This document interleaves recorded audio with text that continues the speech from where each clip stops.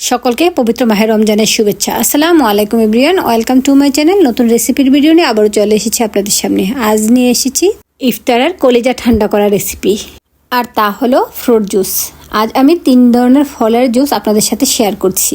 সারাদিন রোজা রাখার পর ইফতারের জুস না হলে তো চলেই না, আর যদি ফলের জুস তৈরি করা হয় তাহলে এনার্জি ভালো পাওয়া যায়। যদিও এর আগে আপনাদের সাথে লাচ্ছি রেসিপি শেয়ার করেছি, আজ শেয়ার করছি ফলের জুস, কারণ ইফতারে এক এক দিন এক এক ধরনের জুস খেতেই ভালো লাগে।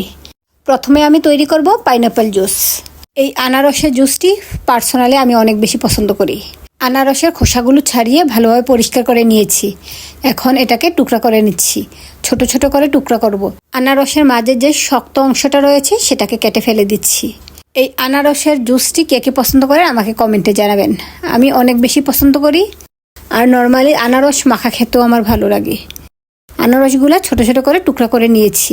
যেহেতু আনারসটাকে কেটে ভালোভাবে ধুয়ে নিয়েছি, এখন ছোট করে টুকরা করে নেওয়ার পর আর ধোয়ার প্রয়োজন পড়ে না। এখানে একটি মেজারমেন্ট মগের মধ্যে আমি নিয়ে নিচ্ছি টুকরো করে রাখা আনারসগুলো। আমি হ্যান্ড ব্লেন্ডারের সাহায্যে জুসগুলো তৈরি করব, সেজন্য এখানে আমি সেই মেজারমেন্ট কাপটি ইউজ করছি। আপনারা জোকস মিক্সার দিয়েও এটা তৈরি করে নিতে পারেন। এখন এর মধ্যে দিয়ে দিচ্ছি পরিমাণ মতো পানি। আমি 1 গ্লাস পরিমাণ আনারসের জুস তৈরি করছি। এখন হ্যান্ড ব্লেন্ডারের সাহায্যে এটাকে একেবারে স্মুথলি পেস্ট করে নিয়েছি।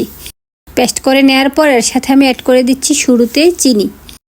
এখানে 1 টেবিল চামচ পরিমাণ চিনি দিয়েছি। এখন দিয়ে দিচ্ছি 1/2 চা চামচ পরিমাণ বিট লবণ, আর এখন দিচ্ছি 1/2 চা চামচ পরিমাণ ভাজা জিরার গুঁড়া।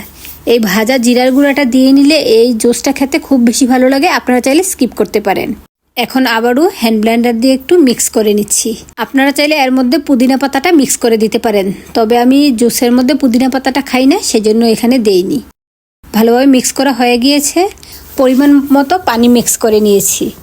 এখন গ্লাসে নিয়ে নিলেই খাওয়ার জন্য জুস রেডি। আপনারা চাইলে এটিকে ছেঁকে নিতে পারেন, তবে আমি একেবারে স্মুথলি জুস করেছি, সেজন্য ছেঁকে নেওয়ার প্রয়োজন পড়েনি। আমি এর মধ্যে 2 টুকরা আইস কিউব দিয়ে দিয়েছি, কারণ ঠান্ডা ঠান্ডা জুস খেতেই ভালো লাগে। এখন সাইড থেকে আনারসের টুকরা দিয়ে সাজিয়ে নিচ্ছি। এতেই তৈরি হয়ে গেল আমার আনারসের জুস।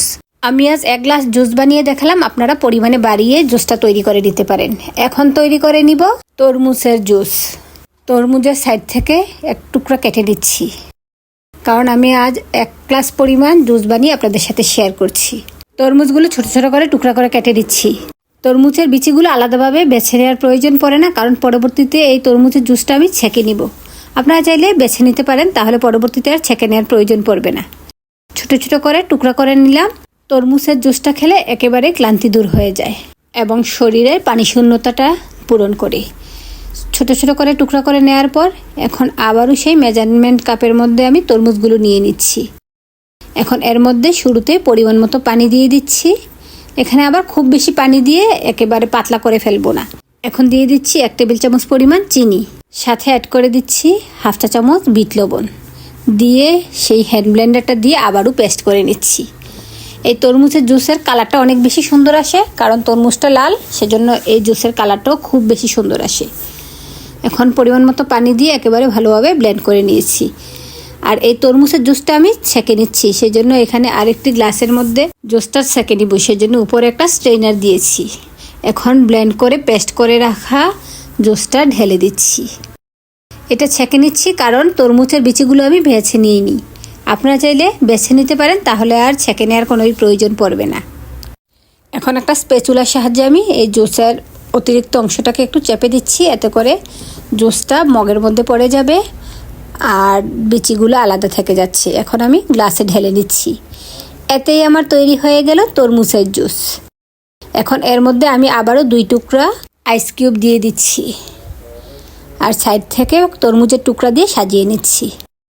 সারাদিনের ক্লান্তি দূর করতে এভাবে 1 গ্লাস তরমুজের জুস বানিয়ে খাবেন, তাহলে ক্লান্তি দূর হয়ে যাবে। এখন তৈরি করে নিচ্ছি আপেলের জুস।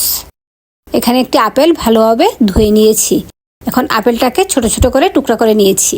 আমি 1 গ্লাস পরিমাণ আপেলের জুস তৈরি করব, সেজন্য পুরোটা আপেল দেয়নি, অর্ধেক পরিমাণে আপেল নিয়েছি। আপেলগুলোকে ছোট ছোট করে টুকরা করে নিয়েছি। ছোট ছোট করে টুকরা করে নেওয়ার পর সেই মেজারমেন্ট মগে আবারও নিয়ে নিয়েছি। আপনারা জুস ব্লেন্ডারের সাহায্যে ব্লেন্ড করে নিতে পারেন। এখন এর মধ্যে পরিমাণ মতো পানি দিয়েছি। এখন দিয়ে দিচ্ছি 1 টেবিল চামচ পরিমাণ চিনি, এর সাথে দিয়ে দিচ্ছি হাফ চা চামচ পরিমাণ লবণ। এখন হ্যান্ড ব্লেন্ডারের সাহায্যে ভালোভাবে পেস্ট করে নিচ্ছি। এই আপেলের জুসটা আমার ছেলের পছন্দ, তার উদ্দেশ্যে এই আপেলের জুসটা প্রায় তৈরি করা হয়। রোজা ছাড়াও এই জুসটা আমি তৈরি করি, যখন অতিরিক্ত গরম পড়ে তখন ছেলে স্কুল থেকে আসলে এই জুসটি বানিয়ে দিই। আপনারাও আমার মতো করে বাচ্চাদেরকে এভাবে জুস বানিয়ে দিতে পারেন। অবশ্য জুস ছোট বড় সকলেই পছন্দ করে, তবে আমরা বাচ্চাদের বেলায় একটু বেশি কেয়ারফুল, সেজন্য বলি বাচ্চাদেরকে এভাবে বানিয়ে খাওয়াতে পারেন। এর মধ্যে হাফ চা চামচ পরিমাণ লেবু রস দিয়ে দিয়েছি। এই অ্যাপল জুসে লেবুটা দিয়ে নিলে খেতে ভালো লাগে, সেজন্য আপনারাও ট্রাই করবেন। এখন গ্লাসে ঢেলে নিচ্ছি, এতেই তৈরি হয়ে গেল আমার আপেলের জুস।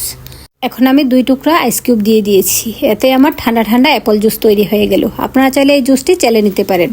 আশা করি ভিডিওটি ভালো লেগেছে। আবার চলে আসবো নতুন ভিডিও নিয়ে। আল্লাহ হাফেজ, আসসালামু আলাইকুম।